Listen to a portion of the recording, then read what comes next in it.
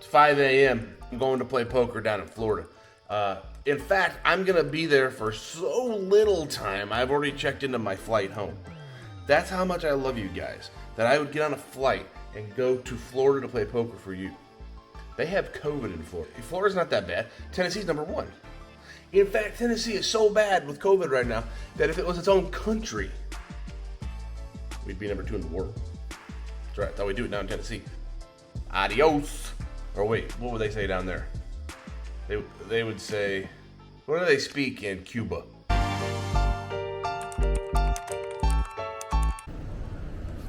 I have successfully made it to Florida. It's 10 in the morning, so the game's probably really good. I'm out.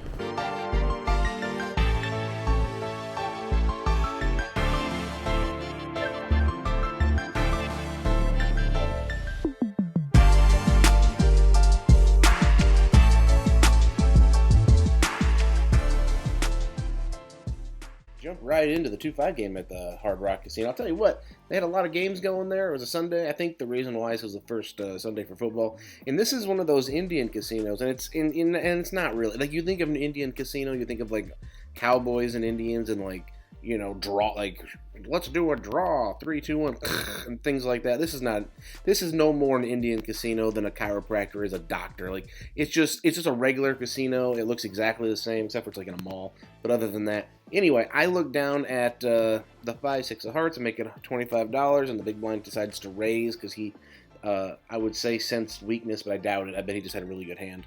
And so I called the 125, as does the button, and then we get 2 folds, and we go 3 ways to a flop, which comes 10, 5, king. I have a pair of 5, so like I'm beating, what, nothing, ace, queen, and I am not, unless I hit like a 5 or a 6 on the turn, or maybe a heart. And then he bets $300, so like, shit. What can I do now? Just waste $125 on the first hand, I guess. I can't really call. I mean, I can raise. Raising is allowed. They do allow raising in this 2-5 game, but I take the lesser scary route and just throw my hand in the muck and get off on a losing start.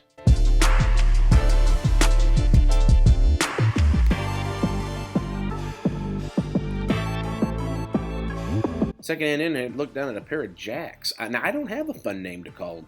I know some people call them jiggities and some people call them yannies, but I don't have a fun name. If you guys have a fun name that we could call this hand on this block, I'd be happy to entertain that idea. Go ahead and throw that in the comment section down below if you wish.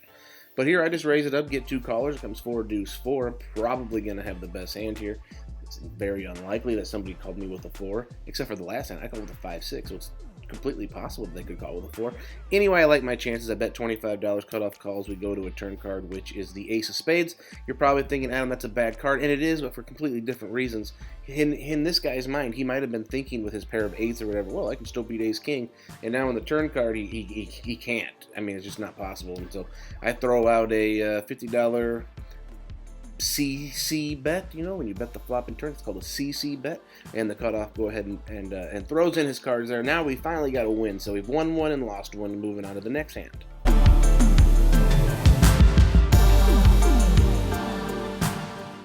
Okay, we're looking at an under the gun limp and a low jack limp. Action moves on to the hijack. Guess what he does? He limps. We got more limps here than a Viagra convention. Gets over to me. I have king 10 of diamonds. I make it $25. I can tell you right now, it's not enough money when you have 3 limpers in front of you. The small blind makes the call, and the under the gun player makes the call.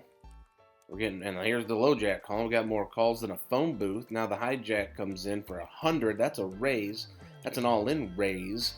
And I decide to do something a little funky here. Here's the thing. I'm probably not beating everybody. So let's get them out of the way, and then we'll just battle one-on-one with the hijack.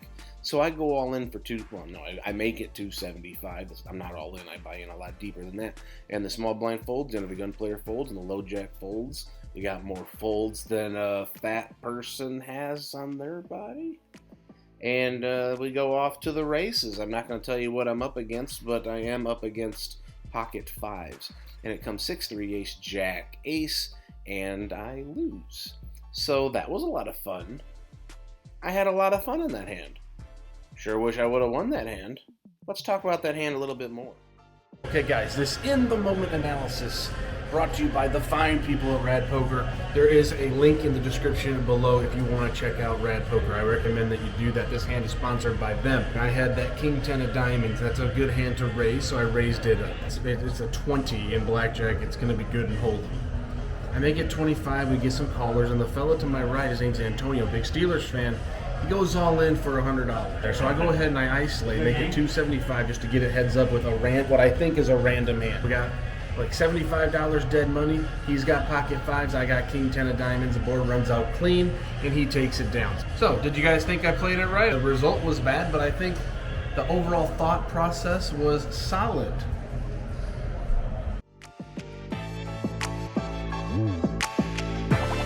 Finally moved me over to the 5-10 game, which is actually short-handed. I have A7 of spades in the first hand. I actually used to get scared to play 5-10 because I thought the players were a lot better.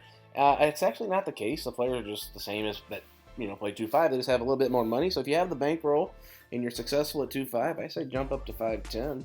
Give it a try. Ace-7 of spades in the first hand and make it $30. Cutoff makes the call. Comes Ace-Jack, King, one spades. I got top pair and a backdoor, what-a-what-a. And I go ahead and I bet 25. Now in Vegas, that's kind of weird, betting 25. Usually you want to bet, 20 or 30, but for whatever reason, I decided to bet the 25 here. Now the Ace clubs comes on the turn, gives me a situation where I'm probably likely way ahead or way behind, and he bets $100, and I just can't fold for that price. So I go ahead and make the call, because like I said, I could be way ahead.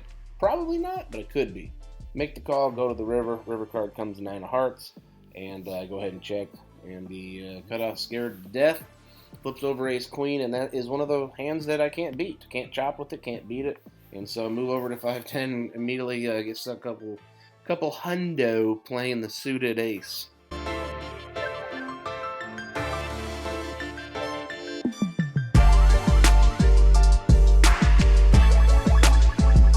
This pot gets off to a funky wonky start. You see the under the gun player limp? I didn't. Then the under the gun plus one player make it 45. I didn't. Didn't see any of that in time, so I thought I on the button raising, and I put in $35 just to have the dealer tell me, sir, it's going to be 45. So I make the call 45. Again, 45 is weird, 35 is weird. Usually you make those even numbers, but we're not playing with $10 chips here, so it's not really my fault. I have the King 4 of diamonds. Again, I thought I was raising the button, so we go heads up to a flop, under the gun plus one of myself. I flop a flush draw and an overcard. Okay, if you can even count the overcard as a thing. Under the gun plus one player bets $100, and I'm going to come along for a turn card. Looking for a diamond. Turn card is a Jack of diamonds. That's the second best card I could have asked for. And imagine my surprise now when the under the gun plus one player bets out 300. No reason to scare him away. Just going to make a smooth flat here. Move on to a safe river card, and then we'll fire in some fundage. The dealer's got to get some craziness going on here, giving me orange chips and changing things out because the guy bought in for $5,000 all in orange, which are the $1,000 chips. River card's a 5. That's a good one. Things are looking swell, especially when the under the gun plus one player throws out a bet of $600. This is looking fantastic. Now, it could be a cooler situation, but in poker, you just can't worry about, especially in Hold'em, you just can't worry about stuff like that. Omaha, sure, you can maybe fold the second nut flush, but in Hold'em, nah. Let's just get it in there. So I go all in for 19.25. It's 13.25 more for him to call. He's getting about 3-1 on his money. He takes forever to think about it, makes the dealer count it down. And you know when you take forever to make the dealer count it down that you're almost always guaranteed to fold. So I'm not shocked to see that is exactly what happens. He throws his cards in the muck, and a nice little pot pushed our way.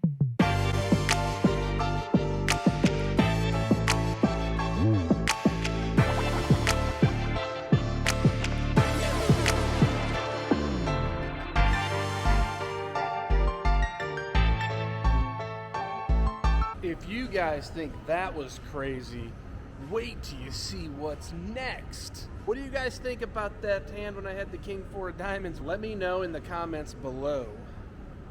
That's called a call for action to get you guys involved in the vlog. I really don't care. No, I do. If you like, subscribe, please. Like the video, please. Share the video, please. Go to church on Sundays, not to Florida for poker, and pray for my vlog. And I will see you guys next week for part 2 of this game. I got hours left to play. cops. Am I right?